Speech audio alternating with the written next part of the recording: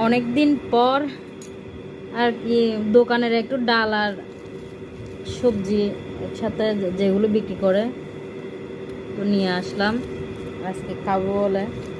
আর এখানে আছে সেকা পরোটা আর কি তেল ছাড়া পরোটা। এগুলো পরোটাগুলো খুব ভালো লাগে, যে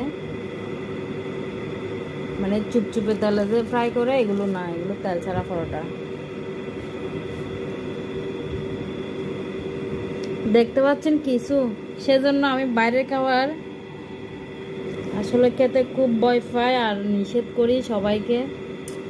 দেখুন এটা কি, আমি কেন জানি না আমার ভাগ্যে কি এরকম, নাকি আমি দেখে শুনে খাই বলে আমি দেখতে পাই, নাকি কি একটু কমেন্ট করে বলবেন। অথচ এখানে খাবার দাবারের মান সবসময় উন্নত থাকে, বিদেশ আর কি এখানে পর্যন্ত এই অবস্থা। মানে কি, বাইরের খাবার আসলে বাইরেরই হয়, যে উন্নত দেশ হোক বা যে কোনো দেশে বাইরের খাবার বাইরের খাবারই কোনোদিনও হেলদি বা এরকম একদম হতে পারে না। এই জিনিসটা যদি অনেকে আছে মানে কুদোর পেটে আর কি খুব তাড়াহুড়ো করে খেয়ে ফেলে, এই যে দেখুন এই জিনিসটা পেটে গেলে কি অবস্থা হবে। এটা হজম হওয়ার মতো নয়, কোনোদিনও হজম হতে পারে কি এটা?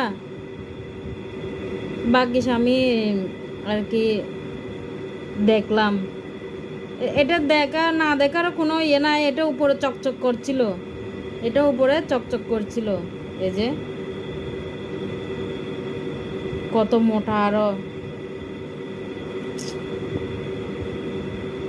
ভগবান, আসলে পুরুষ মানুষের জীবন খুব কষ্টের। পুরুষদের তো সব সময় আমরা মেয়েরা বেঁচে যাই ঘরে থাকি বলে, পুরুষ মানুষদের সব সময় খেতে হয় কি বাধ্য, নাকি চাইলেই না খেয়ে পারা যায়,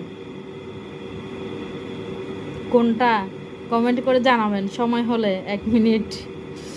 দেখুন এই জিনিসটা এইভাবে পড়েছিল, আপনি তো দেখতেই পাইছেন।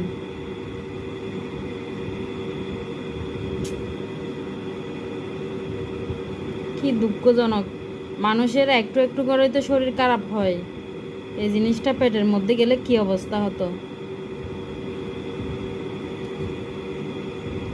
আমি আরো একবার বাংলাদেশে একদম 1 নাম্বার মিষ্টি, নাম করা মিষ্টির মধ্যে পেয়েছে এরকম এই জালিগুলো।